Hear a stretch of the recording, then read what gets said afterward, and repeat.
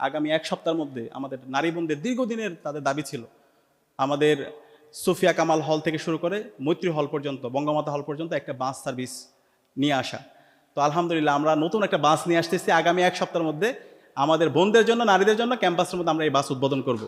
শুধু এটা একটা বাস না, আমরা এমন একটা বাস নিয়ে আসতেছি, এটা হচ্ছে ইকো বাস। বিশ্ববিদ্যালয়ের যেন আবাসন সংকট না থাকে, 2841 কোটি টাকা একটা প্রকল্প, সেটা নিয়ে আমরা কাজ করতেছি। সেই প্রকল্পের কাজ যদি বাস্তবায়ন হয়, বিশ্ববিদ্যালয় ইনশাল্লাহ আর কোনো আবাসন সংকট থাকবে না। প্রথম বর্ষ থেকে শিক্ষার্থীরা সুন্দর একটা পড়ার টেবিল পাবে, সুন্দর একটা তাদের রুম থাকবে, তার একটা বেড থাকবে, চমৎকার একটা একাডেমিক পরিবেশ আমরা নিশ্চিত করতে পারবো। এবং আমরা আশা করতেছি আগামী 1 থেকে 1.5 বছরের মধ্যে এই আমাদের হল নির্মাণগুলো কাজ শেষ হবে ইনশাআল্লাহ। গত 11 মাস জুড়ে কাজ করতে গিয়ে বিশ্ববিদ্যালয় প্রশাসনের শত শত অসহযোগিতা, প্রত্যেকটা জায়গায় সিন্ডিকেটের মাধ্যমে আমাদেরকে অসহযোগিতা করা হয়েছে, কিন্তু আমরা এক মুহূর্তের জন্য বসেছিলাম না। আলহামদুলিল্লাহ আমরা প্রমাণ করেছি। এখন শিক্ষার্থীদের মতামত নেন, 93% স্টুডেন্টরা মনে করে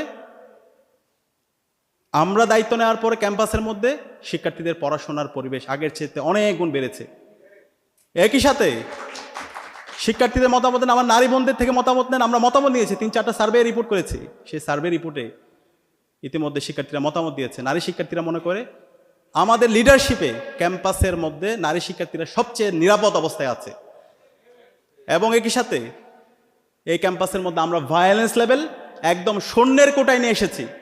একটা এক্সাম্পল কেউ দিতে পারবে না। আমরা দায়িত্ব নেওয়ার পরে জুলাই বিপ্লব থেকে আজ পর্যন্ত আমরা আমাদের পথ দেখিয়ে আমরা কারোর কাছে শক্তিমত্তা প্রদর্শন করেছি, বরং আমরা সবার স্বাধীনতা এবং সবার নিরাপত্তা আমরা নিশ্চিত করেছি। যে আমার সমালোচনা করেছে আমি তারও অধিকার নিশ্চিত করেছি, আবার যে আমার সমর্থক আছে তারও আমি আমার সার্বিকভাবে আমি নিরাপত্তা নিশ্চিত করেছি। এবং আমরা এই বিশ্ববিদ্যালয়ের নিরাপত্তার জন্য এবং একটা স্বপ্নের ক্যাম্পাস বিনির্মাণ করার জন্য আমরা কাজ করে যাচ্ছি। এবং আলহামদুলিল্লাহ এত অসহযোগিতার পর বিশ্ববিদ্যালয় প্রশাসন থেকে আমাদেরকে এখন পর্যন্ত বাজেট দেওয়া হয় নাই। আমরা দেখতে পাই এর আগে 2019 সালের যে ডাকসু হয়েছিল সেই সময়ও প্রায় 2 কোটি টাকার অধিক বিশ্ববিদ্যালয় থেকে ফান্ড দেওয়া হয়েছিল। আজকে আমরা দায়িত্ব নেওয়ার 11 মাস পার করছি, এখন পর্যন্ত আমাদেরকে 25 লাখ টাকা দেওয়া হয়েছে। তো আমরা বলেছি এই ফান্ড আমাদের দরকার নেই, এই ফান্ড তোমাদের ফান্ড, তোমরা রেখে দাও। আমরা আল্লাহ রহমতে আমাদের অ্যালামনাইদের মাধ্যমে এবং আমাদের যে রিসোর্সগুলো আছে সেই রিসোর্সদের মাধ্যমে আলহামদুলিল্লাহ আমরা গত 11 মাসে যে কাজ করেছি, বিশ্ববিদ্যালয় 105 বছর ইতিহাসে এই কাজ কে করতে পারে নাই। এবং আমরা কথা দিয়ে কথা রেখেছি। আমরা সেই সমাজে দেখতে পাই সবসময় আমাদের নেতৃত্ব ভাঙ্গার কাজে জড়িত, কিন্তু আমরা গড়ে দেখিয়েছি কিভাবে করতে হয়। শুধু আমরা অভিযোগ দিই নাই, আমরা নিজেরা প্রমাণ করে দেখিয়েছি। শিক্ষার্থীদের স্বাস্থ্য সেবা থেকে শুরু করে, শিক্ষার্থীদের অনাবাসিক শিক্ষার্থীদের পরিবহন সংকট থেকে শুরু করে, আমাদের বিশ্ববিদ্যালয়ের শিক্ষার্থীদের আবাসন সংকট দূর করার জন্য আমরা অসংখ্য কাজ করেছি। সেই বিষয়গুলো আপনারা জানেন। আজকেও আমরা আপনাদের জন্য একটা সুসংবাদ আছে। আগামী এক সপ্তাহের মধ্যে আমাদের নারী বোনদের দীর্ঘদিনের তাদের দাবি ছিল আমাদের সুফিয়া কামাল হল থেকে শুরু করে মৈত্রী হল পর্যন্ত, বঙ্গমাতা হল পর্যন্ত একটা বাস সার্ভিস নিয়ে আসা। তো আলহামদুলিল্লাহ আমরা নতুন একটা বাস নিয়ে আসতেছি আগামী এক সপ্তাহের মধ্যে আমাদের বোনদের জন্য, নারীদের জন্য ক্যাম্পাসের মধ্যে আমরা এই বাস উদ্বোধন করব। শুধু এটা একটা বাস না, আমরা এমন একটা বাস নিয়ে আসতেছি, এটা হচ্ছে ইকো বাস। আকিজ গ্রুপ আমাদেরকে স্পন্সর করেছে। সেখানে উপরে সোলার থাকবে, বাসের মধ্যে স্টুডেন্টরা ল্যাপটপ চার্জ দিতে পারবে, ডিভাইস চার্জ দিতে পারবে। একই সাথে সেখানে আমরা পানির ব্যবস্থা করেছি, ড্রিঙ্কিং ওয়াটার, সুপেয় পানি পান করতে পারবে। এখানে ফায়ার বক্স আছে এবং ফার্স্ট এইড, কেউ যদি অসুস্থ হয়ে যায় তাদের জন্য বক্স আছে। বিভিন্ন ধরনের আমরা আধুনিক ফেসিলিটিস এখানে রেখেছি। তো আলহামদুলিল্লাহ সেটা আমরা প্রমাণ করেছি। বিশ্ববিদ্যালয়ের যেন আবাসন সংকট না থাকে, 2841 কোটি টাকা একটা প্রকল্প, সেটা নিয়ে আমরা কাজ করতেছি। সেই প্রকল্পের কাজ যদি বাস্তবায়ন হয়, বিশ্ববিদ্যালয় ইনশাল্লাহ আর কোনো আবাসন সংকট থাকবে না। প্রথম বর্ষ থেকে শিক্ষার্থীরা সুন্দর একটা পড়ার টেবিল পাবে, সুন্দর একটা তাদের রুম থাকবে, তার একটা বেড থাকবে, চমৎকার একটা একাডেমিক পরিবেশ আমরা নিশ্চিত করতে পারবো। এবং আমরা আশা করতেছি আগামী 1 থেকে 1.5 বছরের মধ্যে এই আমাদের হল নির্মাণগুলো কাজ শেষ হবে ইনশাআল্লাহ। তো আমরা কাজ করছি। এবং সেন্ট্রাল মসজিদের কথা আপনারা জানেন, 65 বছর পরে এই মসজিদের সংস্কার হয়েছে। এই মসজিদ নিয়ে কেউ কাজ করে নাই। আমরাই, এই ডাকসু ইসলামী ছাত্র শিবিরের দায়িত্বশীল নেতৃবৃন্দরাই 65 বছর পরে ঢাকা বিশ্ববিদ্যালয় সেন্ট্রাল মসজিদের আমূল পরিবর্তন করেছে। আমরা সেটা আপৎকালীন সংস্কার করেছি। আমাদের পরিকল্পনা আছে যেভাবে অক্সফোর্ড, ক্যামব্রিজ সেন্ট্রাল মসজিদকে আধুনিক সেন্টারে রূপান্তর করা হয়েছে, সেভাবে আমাদের ঢাকা বিশ্ববিদ্যালয় সেন্ট্রাল মসজিদকে আমরা একটা আধুনিক সেন্টারে রূপান্তর করবো। সব ধরনের ফ্যাসিলিটিস ওইখানে থাকবে। সেটার জন্য আমরা স্পন্সরের সাথে কথা বলেছি, স্পন্সরও ম্যানেজ করেছি। বিশ্ববিদ্যালয় প্রশাসন যদি আমাদেরকে সহযোগিতা করে ইনশাআল্লাহ সেগুলো আমরা আপনাদের সহায়তা নিয়ে বাস্তবায়ন করবো। একই সাথে শিক্ষার্থীরা যেন খেলাধুলা করতে পারে তাদের জন্য আমরা 2 কোটি টাকার ফান্ড নিয়ে এসেছি। আপনারা জানেন আমাদের সেন্ট্রাল ফিল্ড প্রায় আজকে 7 মাস পার করছি।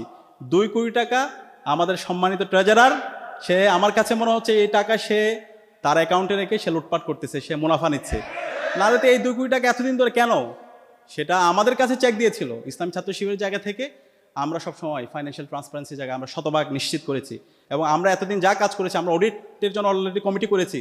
আমাদের কার্যনির্বাহী মিটিংয়ে বিশ্ববিদ্যালয়ের ভিসি ওবায়দ স্যার ছিলেন, স্যারের নেতৃত্বে কমিটি করা হয়েছে। অডিটের মাধ্যমে আমরা আপনাদেরকে দেখাই দেবো আমরা কী কী আয় করেছি, কী কী ব্যয় করেছি, একদম ট্রান্সপারেন্ট হিসাব। প্রত্যেকটা ভাউচার আমাদের আছে, আয়ের রসিদ আছে। আমরা সেই ফাইন্যান্সিয়াল ট্রান্সপারেন্সি আমরা এনশিওর করেছি। সেটা আমাদের শহীদ মালেক সেটা আমাদেরকে শিখিয়েছে, সেটা হচ্ছে মালেকের আদর্শ। একই সাথে আমাদের বলা হয়েছিল আমরা দায়িত্ব নিলে আমরা নারীদের জন্য নিরাপদ ক্যাম্পাস করবো না, নারীদের জন্য আমরা কিছুই করবো না। বিশ্ববিদ্যালয় 105 বছর ইতিহাসে এই কাজ কে করে নাই? নারী শিক্ষার্থীদের জন্য 65 লক্ষ টাকা খরচ করে আমরা জিমনেশিয়াম তৈরি করেছি। তো এই জিমনেশিয়াম তৈরি করার পর 5 মাস জুড়ে আমরা বসে আছি। বিশ্ববিদ্যালয় প্রশাসন বিভিন্ন অজুহাত দিচ্ছে, তারা বারবার বলতেছে হচ্ছে এই সমস্যা ওই সমস্যা বলে আমাদেরকে আটকে রাখা হয়েছে। এবং আলহামদুলিল্লাহ অবশেষে আমরা কথা বলছি, ভিসিকেও বলছি এবং তারা বলছে এটা দ্রুত অনুমোদন, তারা উদ্বোধনের জন্য আমাদেরকে অনুমোদন দিবে এবং আমরা এখন অপেক্ষায় আছি। তারা অনুমোদন দিলেই সব কিছু প্রস্তুত, আমরা শিক্ষার্থীদেরকে নিয়ে সেটা উদ্বোধন করে সেটা সবার জন্য উন্মুক্ত করে দেবো ইনশাআল্লাহ। এবং আপনারা এটাও জানেন আগামী 17 তারিখ আমরা বিশ্ববিদ্যালয়, এটা কখনো হয় না, বাংলাদেশের ইতিহাসে একটা ঐতিহাসিক জব ফেয়ার হতে যাচ্ছে। 430-এর অধিক জব অপরচুনিটি, 40-এর অধিক চাইনিজ কোম্পানি থাকবে। আমরা চায়না গেছিলাম, ওখানে গিয়ে শুধু খাওয়া দাওয়া পূর্তি করি না, আমরা ওখানে কাজের জন্য গেছি। চায়নার উদ্যোগে আপনারা জানেন একটা নারী শিক্ষার্থীর জন্য 15 শিক্ষার্থীর একটা হল নির্মাণ হবে। একই সাথে আমরা একটা জব ফেয়ার করতেছি এবং আমাদের আরও অনেক প্ল্যান আছে, আমরা কাজ করতেছি। সেখানে ইনস্ট্যান্ট 430-এর অধিক জব অপরচুনিটি আছে, যারা যোগ্য হবে তাদেরকে চাকরি দিয়ে দেওয়া হবে এবং একই সাথে বিভিন্ন কোম্পানি আসবে, তাদের সাথে আমরা আপনাদেরকে অ্যালাইন করে দেবো।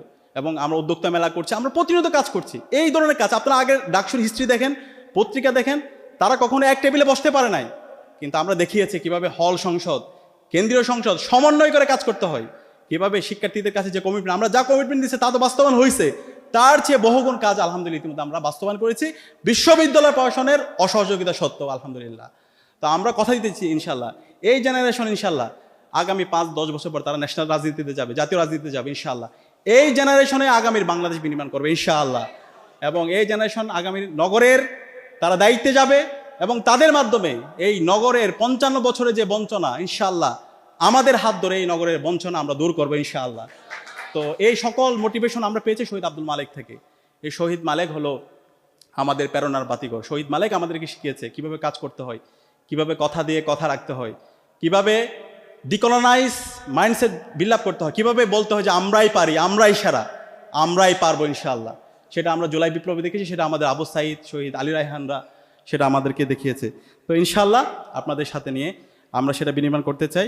আমি আবারও ইসলাম ছাত্র শিবিরকে ধন্যবাদ জানাচ্ছি, যেখানে সবাই পার্সোনাল ইন্টারেস্ট, অন্যান্য ছাত্র সংগঠন এবং অন্যান্য ব্যক্তিবর্গরা, রাজনৈতিক দলগুলো তাদের পার্সোনাল ইন্টারেস্ট এবং পার্সোনাল গেইন নিয়ে কাজ করছে, সেখানে ইসলামী ছাত্র শিবির প্রতিষ্ঠা লগ্ন থেকে ন্যাশন বিল্ডিং নিয়ে কাজ করে আসতেছে, যেটা আমাদেরকে শিখেছে শহীদ আব্দুল মালেক। শহীদ আব্দুল মালেক তার কোনো ব্যক্তিগত কথা নিয়ে টিএসসিতে কথা বলে নাই, কিভাবে শিক্ষা ব্যবস্থার রূপরেখা হতে পারে, কিভাবে একটা জাতি তার অনন্য উচ্চতা যেতে পারে, কিভাবে একটা জাতি শিক্ষা, সাহিত্য, শিল্প, সংস্কৃতি, বিজ্ঞান, প্রযুক্তির মাধ্যমে একটা অনন্য উচ্চতায় গিয়ে নিজের দেশকে এবং পুরো বিশ্বে নেতৃত্ব দিতে পারে, সেই কথাগুলো, সেই রূপরেখাগুলো শহীদ আব্দুল মালেক দিয়েছে।